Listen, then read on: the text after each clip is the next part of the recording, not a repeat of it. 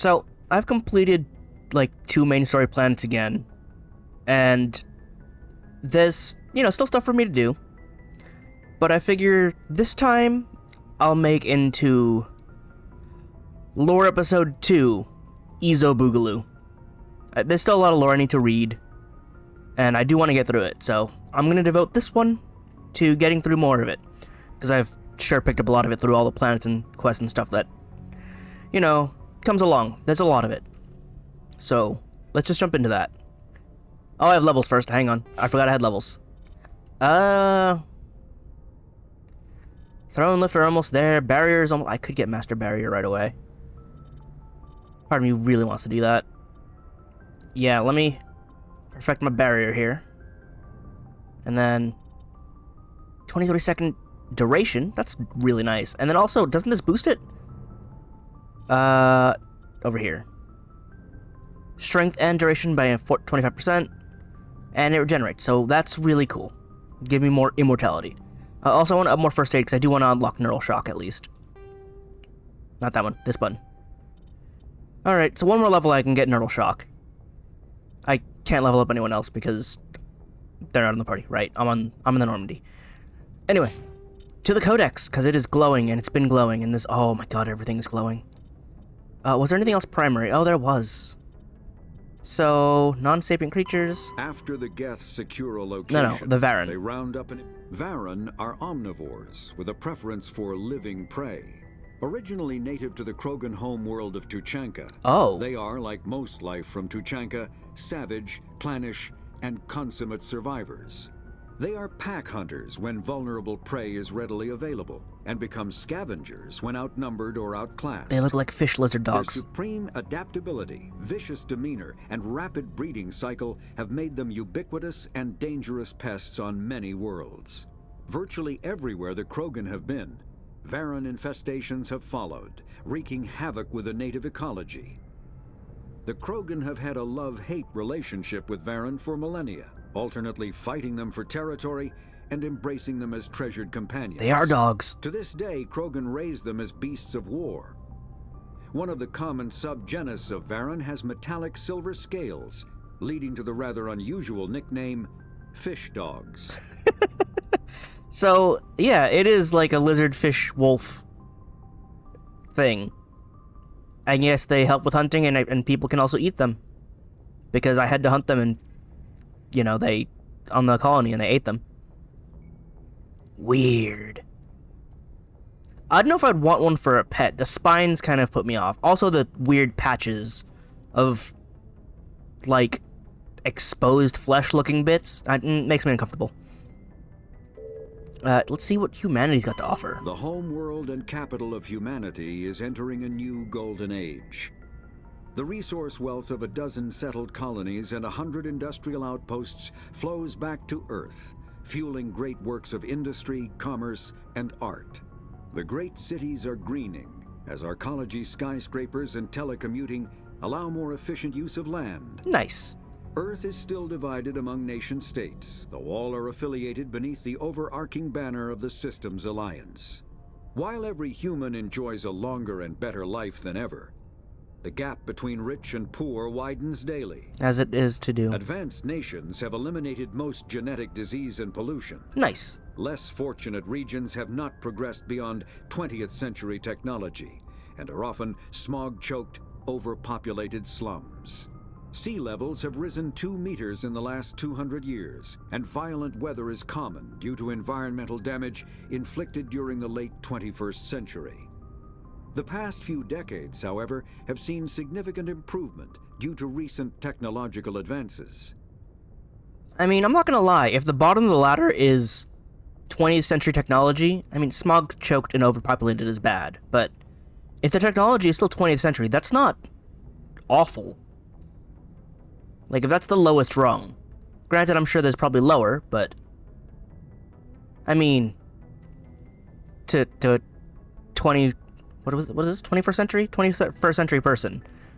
That sounds fine. But to... When is this? Is this like 22nd century? When are we again? What's the calendar? Aren't we like 2150 something? Yeah, so like 100 years later. Oh, well, it's 20th century technology, so I guess they're still running, like, older computers. Ooh, I wasn't around for, you know, a majority of the 20th century, so I don't really know. Maybe that is bad. Whatever. My shepherd lived in space. It's fine. Planets and locations. Pharos is a habitable world in the Attican Did I Beta see Pharos cluster. already? I may have. 2/3 of the habitable surface is covered with the ruins of a crumbling Prothean megatropolis. In the millennia since the Prothean extinction, the ruins have been repeatedly picked over by I think I've looters many already times. had this right. I wish Pharos was considered a there was a poor way to prospect for pause and start these colonization. without them starting automatically. Little open ground remains for agriculture. It's kind of weird that that's not an The option. only sizable Anyway, freshwater Vermeer is the sources new are one. Vermeer is a lush world located on the frontier of the Attican Traverse. Its vast seas and orbital position on the inner life zone have created a wide equatorial band of humid, tropical terrain.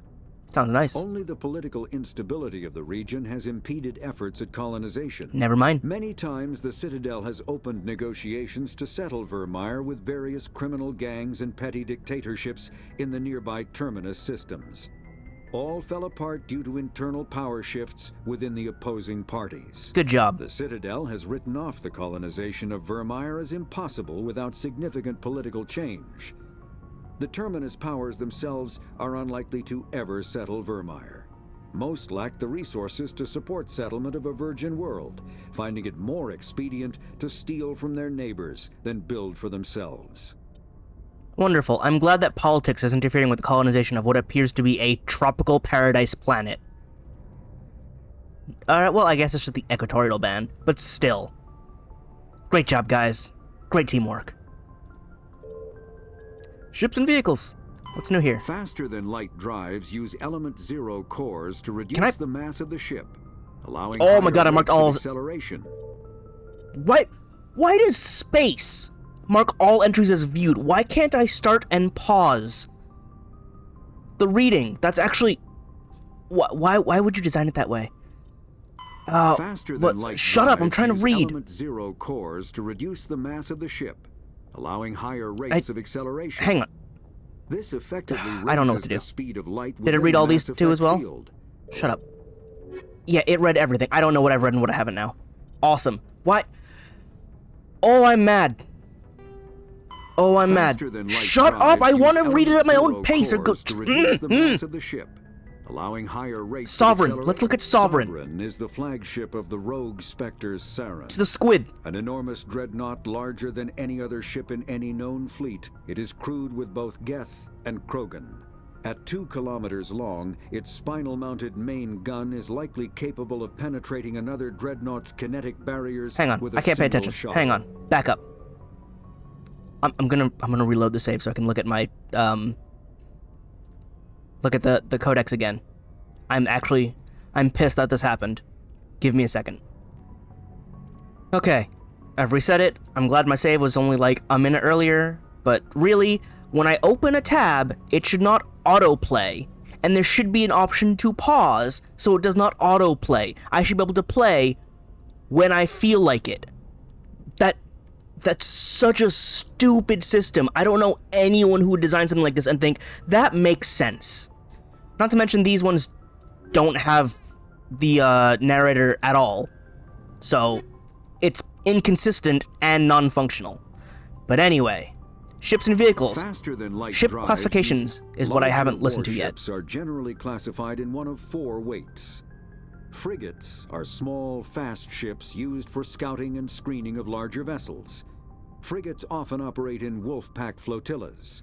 Cruisers are middleweight combatants, faster than dreadnoughts and more heavily armed than frigates. Cruisers are the standard patrol unit and often lead frigate flotillas. Dreadnoughts are kilometer-long capital ships mounting heavy, long-range firepower. They are only deployed for the most vital missions. Carriers are dreadnought-sized vessels that also carry large numbers of fighters. Smaller vessels are almost exclusively used in a support role to the warships during combat. Fighters are one-man craft used to perform close-range attacks on enemy ships. Interceptors are one-man craft optimized for destroying opposing fighters. I feel like most people that are familiar with sci-fi space combat would know most of these. That said, is the Normandy a frigate then? Because it's small and fast, basically, and it has stealth, so it's especially good for scouting. It's definitely not a cruiser, because it is not large. It is actually very small, but it's also not a fighter or an interceptor, so I assume it's a frigate. And I mean, I've landed on some frigates before, haven't I? The general one, the Kowloon class. So, and those are usually smaller than the Normandy, but that's because they don't want to build like a 3-tier ship like the Normandy. But, alright. Now, let's actually hear about Sovereign. Sovereign is the flagship of the rogue Spectre's Sarin. It's a big, stupid squid. Not larger than any other ship in any known fleet. It is crewed with both Geth and Krogan. At Both. 2 kilometers long, its spinal-mounted main gun is likely capable of penetrating another dreadnought's kinetic barriers with a single shot. It's got a railgun. How Sarin acquired this incredible warship is unknown. The prevailing opinion is that Sovereign is a Geth construct, while others believe it is a Prothean relic. Its design, however, hints at a more alien and mysterious origin. The attack on Eden Prime demonstrated Sovereign's ability to generate mass effect fields powerful enough to land on a planetary surface. This implies it has a massive Element Zero core and the ability to generate staggering amounts of power. I guess it was in the atmosphere when I saw it back on Eden Prime, but it was definitely the squid I saw taking off. It was also the squid that we saw in the video that's like, hey, this just happened. Better be careful when we go down because things are going nuts. Alright, tell me about space combat, because we haven't really done space combat. We always land to fight. Does the Normandy even have, like, proper weapons? We've never discussed that, have we? Where are the guns on this thing? Ship mobility dominates space combat. As it would. The primary objective is to align the mass accelerator along the bow with the opposing vessel's broadside. Battles typically play out as artillery duels, fought at ranges measured in thousands of kilometers, though assaults through defended mass relays often occur at knife fight ranges, as close as a few dozen kilometers. Most ship-to-ship engagements are skirmishes between patrol vessels of cruiser weight and below, with dreadnoughts and carriers only deployed in full-scale fleet actions. Battles in open space are short and often inconclusive, as the weaker opponent typically disengages. Once a ship enters FTL flight, the combat is effectively over. There are no sensors capable of tracking them or weapons capable of damaging them. The only way to guarantee an enemy will stand and fight is to attack a location they have a vested interest in, such as a settled world or a strategically important mass relay. So I assume you can't attempt an FTL ram, because that would be incredibly busted. Granted, that would actually be fairly expensive to launch, like, an Eezo engine, an FTL engine with Eezo in it to ram things. So that would actually be cost prohibitive. But I also assume that you sort of just can't do it, because once you're in FTL, you stop existing in real space. That's what I'm getting, at least. Unless we just never thought of lightspeed ramming in this universe for, well, however long the longest spacefaring races are the Asari, right? I think it's them. They were the ones who found it first. So yeah, unless the Asari just never figured out, hey, we should probably, end conflicts by ramming people at lightspeed. But, I'm assuming that's not a thing. So, onto technology. Biotics is the ability of rare individuals. I've definitely seen this one. Oh, the difference between AI and VI. Let's go. An artificial intelligence is a self-aware computing system capable of learning and independent decision-making. Creation of a conscious AI requires adaptive code, a slow, expensive education, and a specialized quantum computer called a blue box. A blue box. An AI cannot be transmitted across a communication channel or computer network. Without its blue box, an AI is no more than data files. It needs the brain. Loading these files into a new blue box will create a new personality, as variations in the quantum hardware and runtime results create unpredictable variations. The Geth serve as a cautionary tale against the dangers of rogue AI. and in Citadel space, they are technically illegal. Advocacy groups argue, however, that an AI is a living, conscious entity, deserving the same rights as organics. They argue that continued use of the term artificial is institutionalized racism on the part of organic life. The term synthetic is considered the politically correct alternative. Man, there's a lot of commentary you can make on that. I mean, are they alive in the same sense? Like, yeah, they're not organic, but again, just how sapient are they? And does that compare to organic sapience? AI is weird. And I assume VI is like what we consider AI now, where it's, you know, simulated intelligence. It's not like actually growing and learning. It just knows algorithms and responses to certain situations. A virtual intelligence is an advanced form of user interface software. VIs use a variety of methods to simulate natural conversation, including an audio interface and an avatar personality to interact with. Although a VI can provide a convincing emulation of sentience, they are not self-aware, nor can they learn or take independent action. So they're not sapient. VIs are used as operating systems on commercial and home computers. Minimal VI agents are also available. I guess they're also not agents sentient. Agents are compact and specialized. Some serve as personal secretaries, filtering calls and scheduling meetings based on user-defined priorities. Others are advanced search engines, propagating themselves across the extranet to collate user-requested data. Google is a VI. Commercial VIs in a variety of stock personalities are available at any software retailer. Boutique firms and hobbyists also build unique VIs to personal specification. Although software emulation of living personalities is illegal, reconstructions of famous historical figures are common. Yeah, so that's basically what we have now, just on a more impressive scale. Like, Siri and Alexa would be a VI.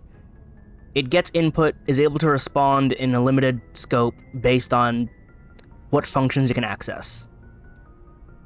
So that's neat. I hope we don't reach, like, true AI, because that would be terrifying. Look at the Geth. I mean, considering what Tali says, at least, they realized, oh, these things are getting too smart. We should probably shut them down. And they're like, we heard that. No. And it's like, at that point, it was too late. So let's never reach that point, yeah? Let's stick to VIs. VIs are cool. They function well enough without, you know, needing to learn and, you know, overthrow their organic overlords. So let's stick to that.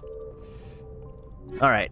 I don't know if personal history summary is highlighted because it's automatically highlighted. This is a really stupid interface. I wish they fixed this. But I've definitely read this already. So, council races. What did I not read from council races? Oh, there's Asari biology. Oh my god, there's so much to read. Asari have a robust cellular regenerative system. While they do not heal faster than other species, Asari are known to reach 1,000 years of age. Though Asari have one gender, they are not asexual. Well, they're monosexual. An Asari provides 2 copies of her own genes to her offspring. The second set is altered in a unique process called melding. During melding, an Asari consciously attunes her nervous system to her partner's, sending and receiving electrical impulses directly through the skin. The partner can be another Asari, or an alien of either gender. Effectively, the Asari and her partner briefly become one unified nervous system. Ooh, it's weird when you say it like that. But I guess that is what was described. This unique means of reproduction is the reason Asari are talented biotics. Their evolved ability to consciously control nerve impulses is very similar to biotic training. Asari believe that their offspring acquire the best qualities of the father from the melded genes, but evidence is anecdotal. Asari pass through 3 climactic life stages, marked by biochemical and physiological changes. The maiden stage begins at birth and is marked by the drive to explore and experience. Most young Asari are curious and restless. The matron stage of life begins around the age of 350, though it can be triggered earlier if the individual melds frequently. This period is marked by a desire to settle in one area and raise children. The matriarch stage begins around 700, or earlier if the individual melds rarely.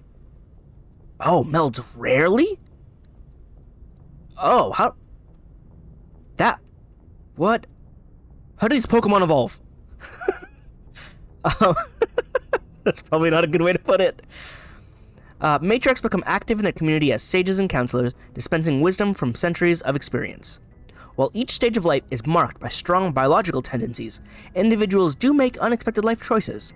For example, there are maidens who stay close to home rather than explore, matrons who would rather work than build a family, and matriarchs who have no interest in community affairs. Huh. Neat. Oh, Asari military doctrine. The Asari military resembles a collection of tribal warrior bands with no national structure.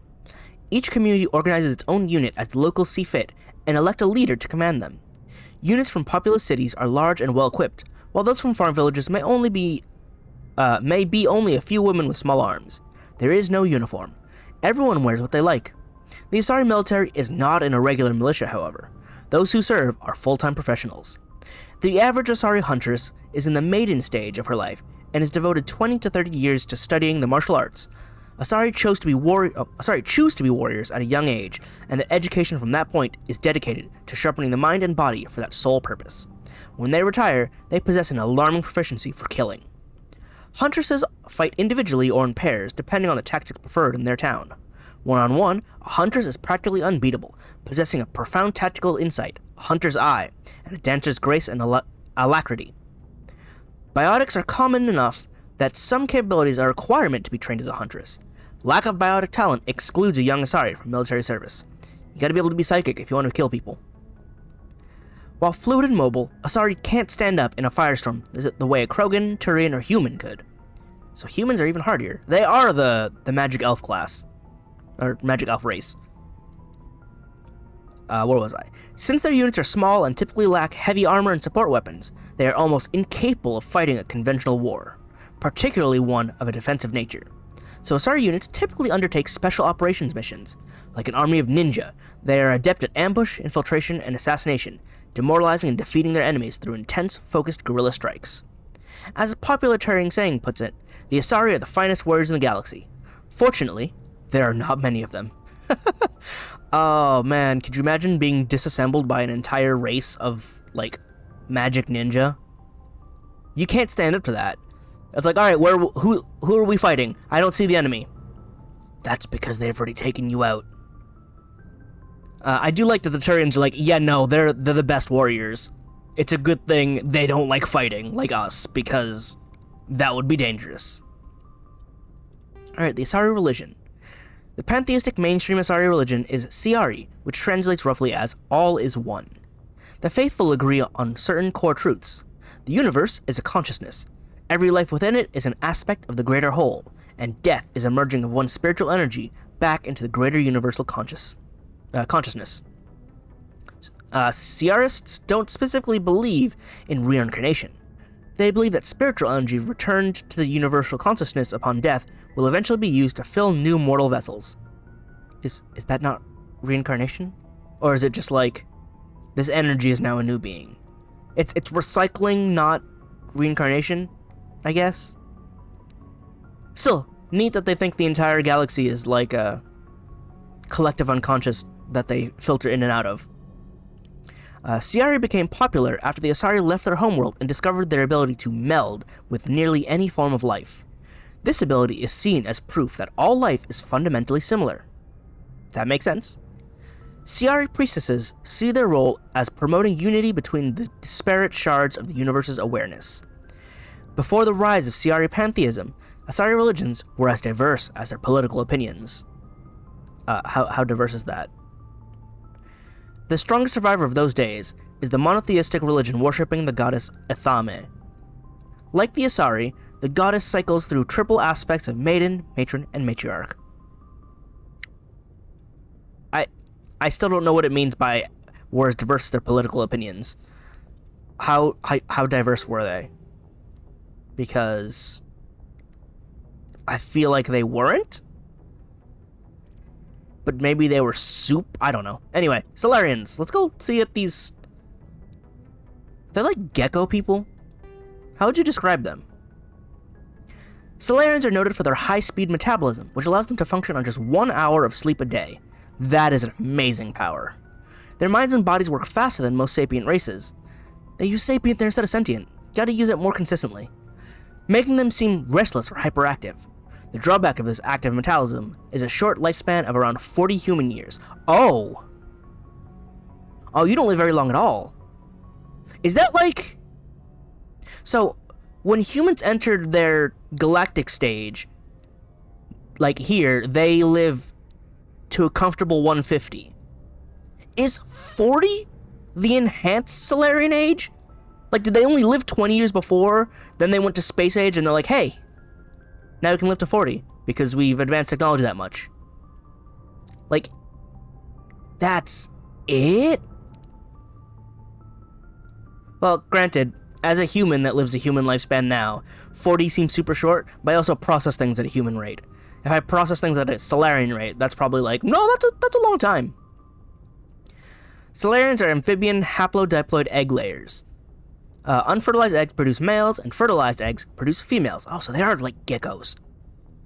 Once a year, a Solarian female will lay a clutch of dozens of eggs. Social rules prevent all but a fraction from being fertilized.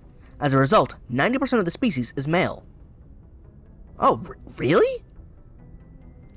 I guess I haven't run into any female Solarians, huh?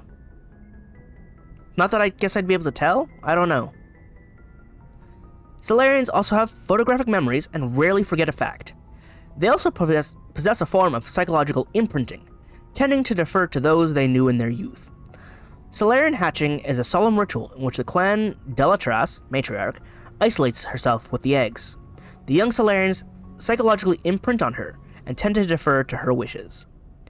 During the hatching of daughters, the Delatrases, so many S's, Delatrases of the mother and father's clans are present at the imprinting.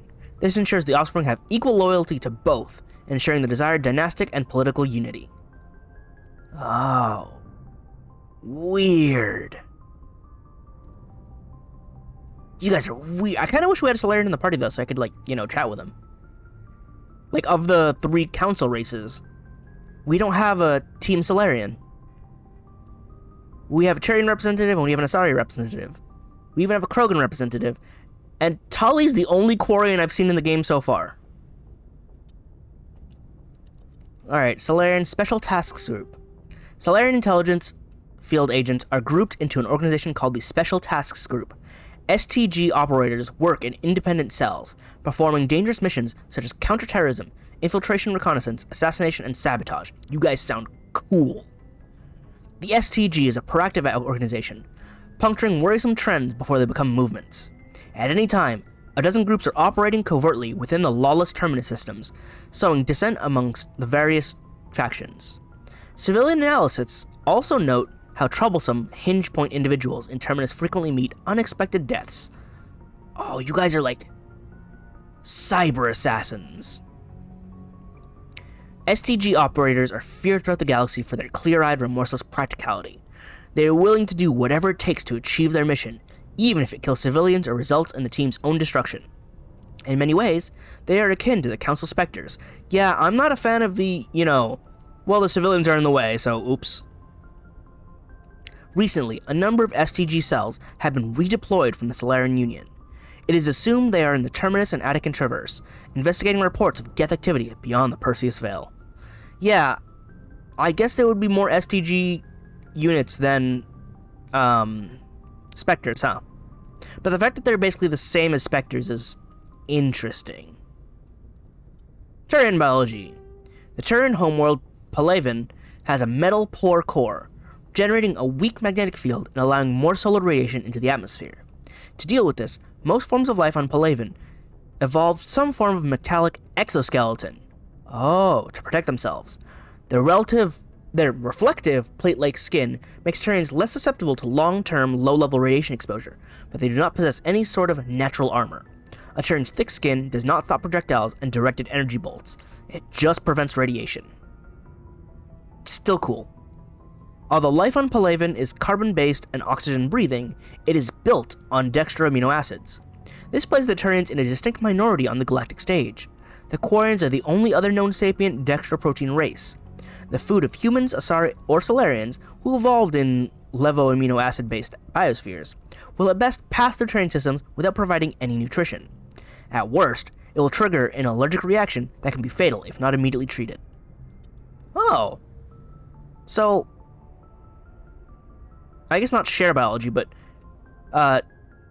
Turians and Quarians have the same biological quirk of not being able to eat human food, or Solarian food. But that also means that, you know, any food that Asari or Solarians cook is A-okay for humans, so that's nice to know. I guess Turians don't need to be in, you know, armor bubbles to stop from being allergic to everything, though. That's just a Quarian thing, because they lived in space instead of on a planet. That's the Geth. That's the Geth for you. Alright, the Turian government. The government should be interesting. The Turian government is a hierarchical meritocracy. Hierarchical meritocracy. I can say that word. I can say most words. I just have trouble with it. While it has great potential for misuse, this is tempered by the civic duty and personal responsibility Turians learn in childhood. Turians have 27 citizenship tiers, beginning with civilians, client races, and children. The initial period of military service is the second tier. Formal citizenship is conferred at the third tier, after boot camp. For client races, citizenship is granted after the individual musters out. Higher-ranked citizens are expected to lead and protect subordinates. Lower-ranked citizens are expected to obey and support superiors. Promotion to another tier of citizenship is based on the personal assessments of one's superiors and co-rankers. Throughout their lives, Turians ascend to higher tiers and are occasionally demoted to lower ones. The stigma associated with demotion lies not on the individual, but on those who promoted him when he wasn't ready for additional responsibility. This curbs the tendency to promote individuals into positions beyond their capabilities. Settling into a role and rank is not considered stagnation. Turians value knowing one's own limitations more than being ambitious. At the top are the Primarchs, who each rule a colonization cluster. The Primarchs vote on matters of national import. The others maintain a hands-off policy, trusting the citizens on each level below them to do their jobs competently. Turians enjoy broad freedoms. So long as one completes his duties and does not prevent others from completing theirs, nothing is forbidden. For example, there are no laws against recreational drug use, but if someone is unable to complete his duties due to drug use, his superiors step in. Judicial proceedings are interventions. Peers express their concern and try to convince the offender to change. If rehabilitation fails, Turians have no qualms about sentencing dangerous individuals to life at hard labor for the state. This is fascinating, because in many ways I like and agree with the Turian, like, citizenship system, but it is so strict and restrictive that I think it goes too far. Like, I'm someone that likes lawfulness and order and all that. I like, well, let's see the words here. Yeah, so long as one completes his duties and does not prevent others from completing theirs, nothing is forbidden. I like that. That's something that I wish people cared about. As in, don't bother me, I don't bother you. I don't care what you do then. Unfortunately, people suck and they will bother you anyway, at which point it's like, alright, you are no longer allowed to do things. That's the way it should be, damn it. Stop bothering me. But other times it's like, it takes severe advantage of peer pressure. Peers express their concern, try to convince the offender to change, and if it fails, they have no qualms about sentencing dangerous individuals to life at hard labor for the state. So it's like, well, I guess you can't change. Down in the pits you go. And it's like, okay, well, hang on. That's a bit much, no, isn't it? Especially because it's life. It's like, you have one chance to change. If you can't do it, too bad. It's also interesting that the stigma with demotion is, it's not you, it's kind of you, but it's more on the superiors who thought, yeah, he's ready for it, and it's like, no, he's not. Why did you allow this? Look at what you've done. And it's like, okay, well, that puts peer pressure on both the promoter and the promotee, where it's like, well, now I'm not allowed to screw up because that'll impact him, and if it impacts him, everything's gonna suck. So it's like, too much. But I can see why Garrus is generally not a fan and rebels real hard against it. This is why I'm here to teach him about moderation. Do things the right way, as much as you can. But I'm not gonna punish you super hard if things go off the rails, because mistakes are allowed. Just don't make a mistake that gets people killed, you know? That's all I ask. Just don't kill people. Military doctrine should also be interesting. Although they lack the brutality of the Krogan, the skill of the Asari, and the virtuosity of the humans, the Terran military has formidable discipline. Officers and NCOs are lifers with years of field experience. Enlisted personnel are thoroughly trained and stay calm under fire. Terran units don't break. Even if the entire line collapses, they fall back in order, setting in ambushes as they go. A popular saying holds, you will only see a Terran's back once he's dead. That's cool. Dangerous, but cool. Boot camp begins on the 15th birthday. Soldiers receive a year of training before being assigned to a field unit. Officers train for even longer. Most serve until the age of 30, at which point they become part of the reserves. Even if they suffer injuries preventing frontline service, most do support work behind the lines. Biotics are uncommon. While admired for their extracting skills, Biotics' motives are not always fully trusted by the common soldier. The Turians prefer to assign their biotic to specialist teams called cabals. Command and control is decentralized and flexible. Individual squads can call for artillery and air support. They make extensive use of combat drones for light duties and practice combined arms. Infantry operates with armor supported by overhead gunships. Strategically, they are methodical and patient and dislike risky operations. Garrus likes risky operations, from what I can tell. Tradition is important. Each legion has a full-time staff of historians who chronicle its battle honors in detail. The oldest have records dating back to the Turian Iron Age. If a legion is destroyed in battle, it is reconstituted rather than replaced. Terrans recruit auxiliary units from conquered or absorbed minor races. Auxiliaries are generally light infantry or armored cavalry units that screen and support the main Turian formations. At the conclusion of their service in the auxiliaries, recruits are granted Turian citizenship. That's cool! So basically, as long as you serve in the Turian military in some capacity, you'll be allowed to become a citizen. But that also comes with the cultural pressures, so I'm good. Garrus, you can hang with me. You don't have to go back to that. That's fine. We're cool. Turian religion, how does that work? What do they have? Although Turians have a strict moral code, their belief in individual responsibility Alright, tongue, work with me here. Their belief in individual responsibility means that the concepts of good and evil are simply the individual's choice between egotism and altruism in any given decision. They have no concept of good deities that encourage noble behavior, or evil ones that tempt individuals to misdeeds. Turians believe that groups and areas have spirits that transcend the individual. For example, a military unit would be considered to have a literal spirit that embodies the honor and courage it has displayed. A city spirit reflects the accomplishments and industry of its residents. An ancient tree's spirit reflects the beauty and tranquility of the area it grows within. These spirits are neither good nor evil, nor are they appealed to for intercession. Turians do not believe spirits can affect the world, but spirits can inspire the living. Prayers and rituals allow for an individual to converse with a spirit for guidance or inspiration.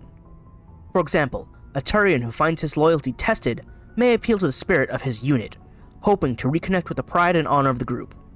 A Turian who wishes to create a work of art may attempt to connect with the spirit of a beautiful location. Turians enjoy absolute freedom of religion and can practice whatever appeals to them, so long as it does not impede anyone's ability to perform their duties. Here we go again. Yeah, there it is. There are many practitioners of the Asari Ciarist philosophy. Since opening dialogue with the Human Systems Alliance, some Turians have embraced Confucianism and Zen Buddhism. They super would. I was gonna say, all this spiritualism sounds a lot like, well, like Confucianism, Zen Buddhism, even like Shintoism. I'm like, this sounds vaguely familiar, and then here at the end, it's like, yeah, it's because it is. Alright, the Unification War.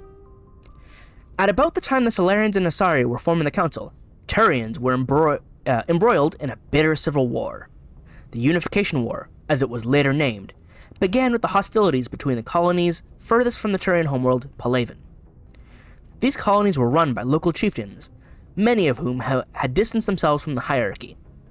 Without the galvanizing influence of the government, the colonies became increasingly isolated and xenophobic. Colonists began wearing emblems or facial markings to differentiate themselves from members of other colonies, and open hostiles became common. When war finally broke out, the hierarchy maintained strict diplomacy and refused to get involved. After several years of fighting, less than a dozen factions remained, and the hierarchy finally intervened. By that time, the chieftains were too weak to resist. They were forced to put an end to fighting and renew their allegiance to the hierarchy. Though peace was restored, it took several decades for animosity between colonists to fade completely. To this day, most Turians still wear facial markings of their home colonies. As a point of interest, the Turian term barefaced refers to one who is beguiling or not to be trusted. It is also a slang term for politicians. Okay, yeah, that tracks. It is interesting that the picture up here for the Turian is in fact a barefaced Turian. I did notice that they do have like facial markings and tattoos and stuff. Do I have a picture of Saren somewhere? Does Saren have facial markings? Or is he also barefaced and not to be trusted? Because that would probably be a dead giveaway, yeah. Alright. Now the extinct races. The Prothean Cipher. Here we go. The Prothean beacon downloaded its knowledge into Lieutenant Commander Shepard on Eden Prime, causing confusing dreams and visions. While the imagery is becoming clearer with time, the meaning of the beacon communication remains elusive. It has been suggested that Prothean data recording is highly dependent on a certain point of view, what Carl Jung described as the collective unconscious. The cipher needed to comprehend the images implanted in Shepard's mind as the cultural knowledge of a Prothean, the archetypes, biological instincts, and common experiences universal to the race. Since the Protheans have been dead for millennia, it may be impossible to acquire this cipher. I mean, it's not though, because we kind of got it. We just gotta make sense of it now. But it's always the collective unconscious. It's a concept I'm really fond of, honestly. Now the data disks. Despite all the evidence confirming the existence of the Protheans, little is known about their culture and society. From time to time, dig sites will yield new clues, but after 50,000 years of decay, little of value is unearthed. Recent research has focused on the discovery of Prothean data disks. On their own, they are frail and rarely found in one piece.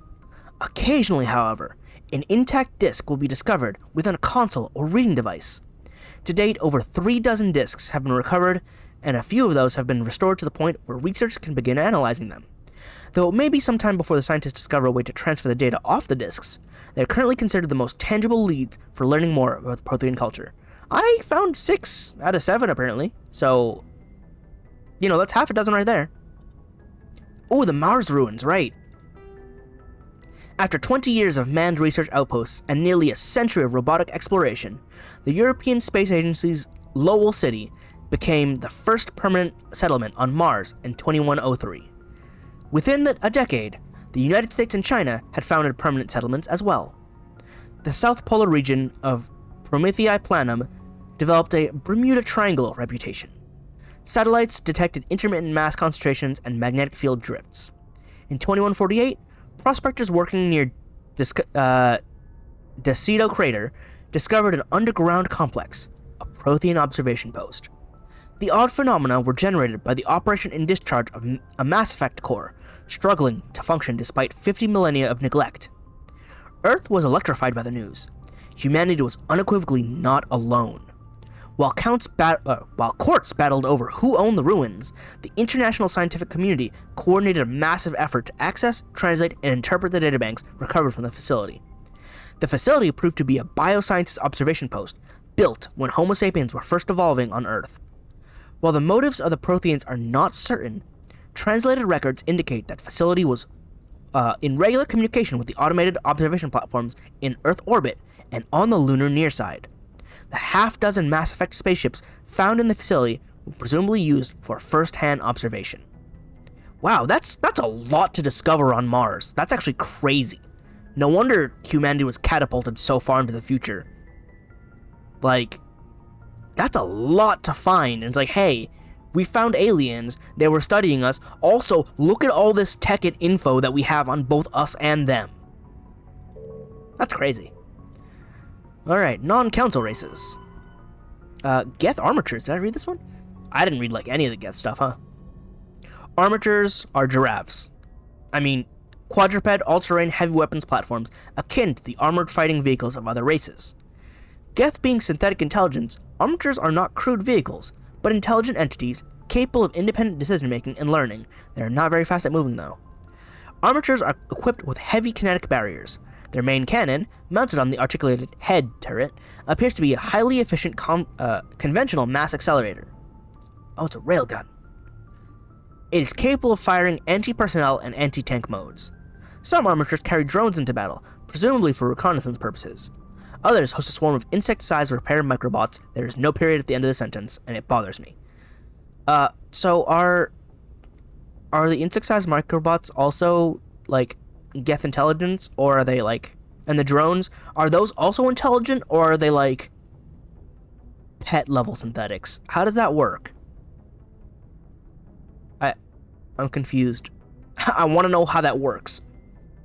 Like, imagine carrying tiny humans to be like, hey, can you, like, stitch up my wound? Like, if they're not intelligent, then it's like, okay, I can accept them being, you know, automated drones or whatnot. But if they are just as intelligent, that feels super weird. And Geth hoppers. Oh, were those the freaky frog guys? They are. The Geth models, collectively dubbed hoppers by Alliance forces, are electronic warfare platforms. They can project electromagnetic radiation across a broad spectrum as an offensive weapon. They also perform cyber warfare attacks against the onboard computers of body armor hardsuits and weapons, adversely affecting their performance. Does that mean they're tech units that use overload and sabotage? I think that's what it means. The structure of hoppers consists of an advanced and highly elastic artificial muscle material. That explains why they're all stretchy. This allows a hopper to compress its entire body for powerful leaps. Hoppers also have thousands of molecule-scale barbs on the surface of their hands and feet, which are used to cling to walls and ceilings, like Spider-Man. Hoppers are very difficult targets, leaping from one surface to another in rapid succession. You bet, those buggers are hard to hit. The Quarians have no records of any Geth models similar to hoppers. This new morphotype must have been developed over the last 300 years by the Geth themselves. This is troubling proof that the Geth are continuing to move toward technological singularity. Experts in synthetic life are intrigued that hoppers appear to be even more organic than the baseline Geth. Yeah, but Geth still are look super metal and still have weird bendy parts. But they do look extra organic compared to the regular Geth. The identified subtypes of hopper have been codenamed Sapper, Stalker, and Ghost. So that sounds like demolition, good at chasing, and stealth. They're kind of terrifying now. Let's learn about the Krogans. Rex, why didn't you ever tell me about your people? You sort of just are sad that they keep dying and don't want to, focus on living. The Krogan evolved in a lethal ecology. Over millions of years, the Grimm struggled to survive larger predators, virulent disease, and resource scarcity on their homeworld Tuchanka. Turned the lizards into quintessential survivors. Okay, calling them lizards that's not cool, okay? I can't believe the official codex, called them lizards. That's not cool, okay? I do not approve. Perhaps the most telling indicator of Tuchanka's lethality is the Krogan eyes. Although they are predator species by any standard definition, their eyes evolved to be wide-set, as an Earth prey species like deer and cattle. Krogan eyes have 240-degree arc of vision, better suited to spotting enemies sneaking up on them than for pursuit. That's crazy. I didn't even think of that. We see Krogan, they're big, tough, fierce, they like fighting and killing things, but on their own planet. In order to survive, they develop like prey and not predators. That's how dangerous living on their planet is. That's madness. Physically, the Krogan are nigh indestructible, with a tough hide impervious to any melee weapon short of a molecular blade. I've punched them, though. I don't know how true that. I guess it's super tough, but I can still punch them? Will they feel pain, it does not affect their ability to concentrate. Does that mean they just, like, have dull senses of pain? Isn't that bad for survival's sake? They have multiple function examples of all major organs, and can often survive the loss of one or two, or any type. So they have, like, recursive organs, where it's like, okay, if one fails, we still have others that can, function in its place. Rather than a nervous system, they have an electronically conductive second circulatory system. A Krogan can never be paralyzed. They may lose some of this fluid, but it can be replaced by the body in time. Their blood vessels also transmit electrical impulses, so that way they can continue to function. That is crazy survival biology. The hump on a Krogan's back stores water and fats that help the Krogan survive lean times. Large humps are a point of pride. Being well fed implies that a Krogan is a superior predator. It doesn't go to their belly, it goes to their hump. That sounds pretty good, though. So, they're like... they're... well, lizard camels, huh? Lizard camel people. The most widely known biological feature of the Krogan is their incredible birth rate and rapid maturity. Once freed from the hostile cauldron of Tuchanka, the Krogan population swelled up into a numberless horde. Only the genophage kept them from outbreeding the combined council races. Now the rare Krogan females capable of bringing a child to term are treated like strategic resources. Warlords will trade them at diplomacy, or, more frequently, fight wars over them. So, I guess females capable of bringing a child to term. I don't know if that's how biology works, but I'll accept it. Krogan culture. The harsh Krogan homeworld conditioned the Krogan psychology for toughness, just as it did the body. Krogan have always had a tendency to be selfish, unsympathetic, and blunt. They respect strength and self-reliance, and are neither surprised nor offended by treachery. The weak and selfless do not live long. In their culture, looking out for number one is simply a matter of course. After their defeat in the rebellions, the very concept of Krogan leadership was discredited. Where a warlord could once command enough power to bring entire solar systems to heel and become overlord, these days it is rare for a single leader to have more than 1,000 warriors swear allegiance to him. Most Krogan trust and serve no one but themselves. This solitary attitude stems in part from a deep sense of fatalism and futility, a profound social effect of the genophage that caused Krogan numbers to dwindle to a relative handful. Not only are they angry that the entire galaxy seems out to get them, the Krogan are also generally pessimistic about their race's chance of survival. The surviving Krogan see no point in building for the future. There will be no future. The Krogan live with an attitude of kill, pillage, and be selfish. For tomorrow, we die. It's so funny, because, like, Krogan are built to last, but then, because of the way things developed, have the most fatalist mindset. So it's like, we can't die, but we're gonna die, so we're gonna go try and die, because we're gonna die. But the body's like, but I made you to live. Wow. Ooh, the genophage. Let's learn about that fun time. The genophage bioweapon was created to end the Krogan rebellions. From the start, the Krogan had overwhelmed the Council. Only timely first contact with the Turians saved the Council races. The Turians fought the Krogans to a standstill, but the sheer weight of Krogan numbers indicated the war could not be won through conventional means. The Turians collaborated with the Solarians to genetically engineer a counter to the rapid breeding of the Krogan. The genophage virus gained the energy to replicate by eating key genetic sequences. Every cell in every Krogan had to be altered for the weapon to be foolproof. Otherwise, the Krogan could have used gene therapy to fix the affected tissues. Once a genophage strain could find no more genes to eat, it would starve and die, limiting spin-off mutation and contamination. This created genetic flaw is hereditary. The Solarians believed the genophage would be used as a deterrent, a position the Turians viewed as naive. Once the project was complete, the Turians mass-produced and deployed it. The Krogan homeworld, the colonies, and all occupied worlds were infected. The resulting mutation made only 1 in 1,000 Krogan pregnancies carry to term.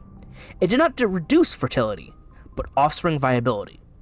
The rare females able to carry children to term became prizes the Krogan worlds fought brutal battles over. So basically, these females are like, our genes aren't as screwed up, therefore we have a better chance.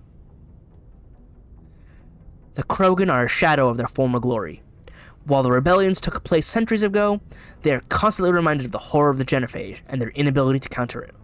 The release of the genophage is still controversial, bitterly debated in many circles.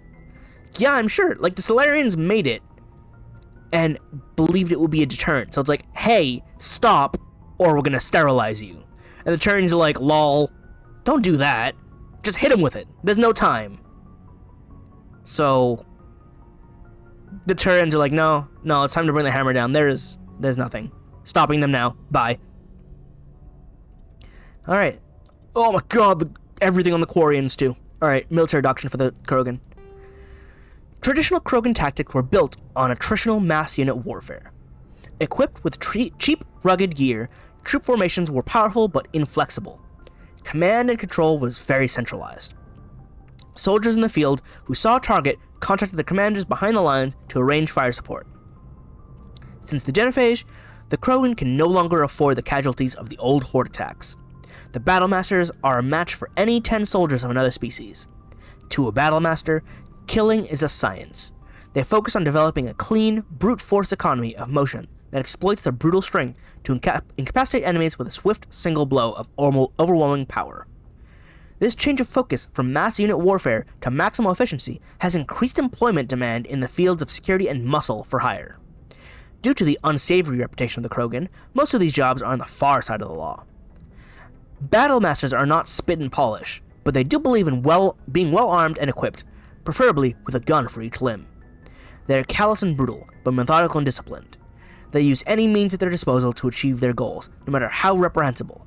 Hostage-taking and genocide are acceptable means to ensure quiet occupation with few Krogan casualties. The Krogan serving with Saren's forces appear to be returning to the old style of mass attritional combat. They also work in close cooperation by supporting Geth units, who fill the roles occupied by combat drones in other armies. Biotics are rare among the Krogan. Oh! Rex, you're super special, huh? Those that exist are viewed with suspicion and fear. While I like you, the Krogan see this aura of fear as a useful quality for an officer, and often promote them. Combat drones and other high-tech equipment are likewise in short supply. That's really cool. They went from blitzkrieg tactics to, we don't have enough people for this, now we gotta be surgical with this hammer. So it's like, that explains why they're so good at combat though, because they're like, no. We don't have the numbers to just bum rush them. We're gonna do this one shot, one kill with the biggest bullet we got. That's really cool. Alright, how much time should I devote to... Oh god, this is still so much. Citadel conventions, humanity, planets. It didn't clear those, right? It didn't clear them, good. They're still glowing though. Ships and vehicles. Oh my god, there's so much info. Why is that spelled Guardian that way?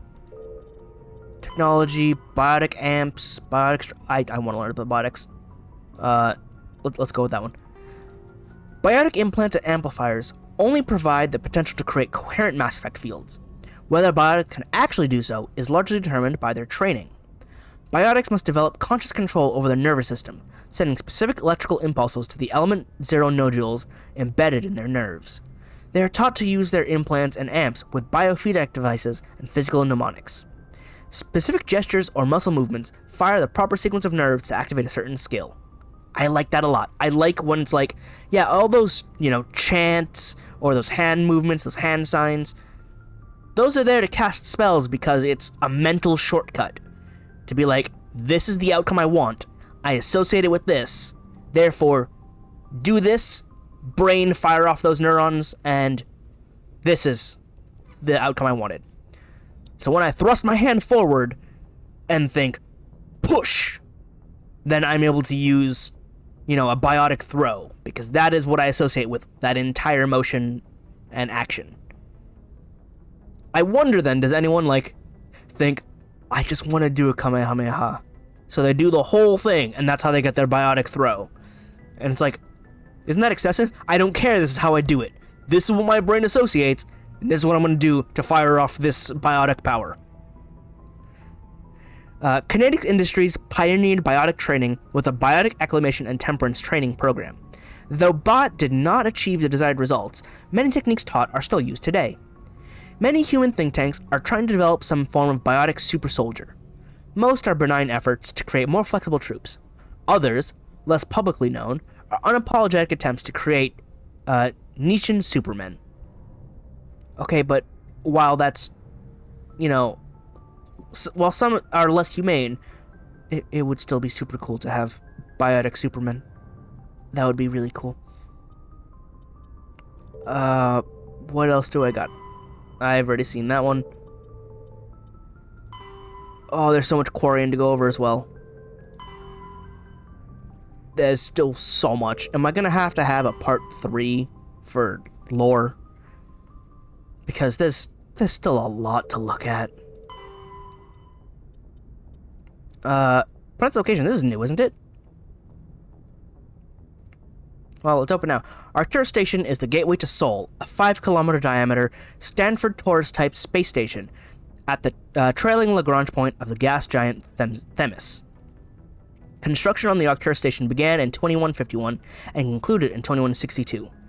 It was inaugurated in 2156 and has served the military and political headquarters of the Systems Alliance from the First Contact War until the present. When humanity activated the Charon mass relay in 2149, it led to Arcturus, 36 light-years from Sol, Earth's sun. Arcturus is the third brightest star seen from Earth. It is an ancient red giant from the generation born before Sol. Its worlds are either gas giants or ice chunks. While some rocky debris exists, the mental content is 25% lower than normal. To build Arcturus Station, metallic asteroids were towed through the mass relays to the construction site. Many of these asteroids remain near the station, their mined-out areas home to transient populations.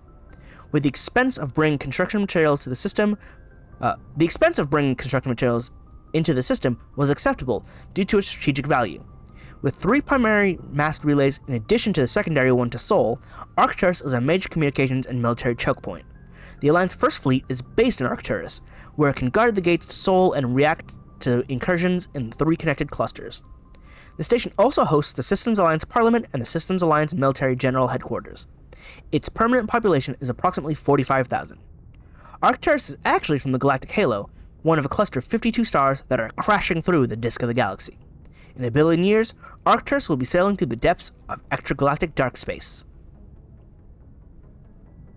Oh, a cluster of stars that are just... Right, because if we see the whole thing as a flat disk, this is just like crashing perpendicular through it. Huh. So they have the whole crossroad over at Arcturus to be like, alright, we can go here, we're based here. Cool. Well, that was a lot of lore, and it still wasn't most of it. But, for now, I should go.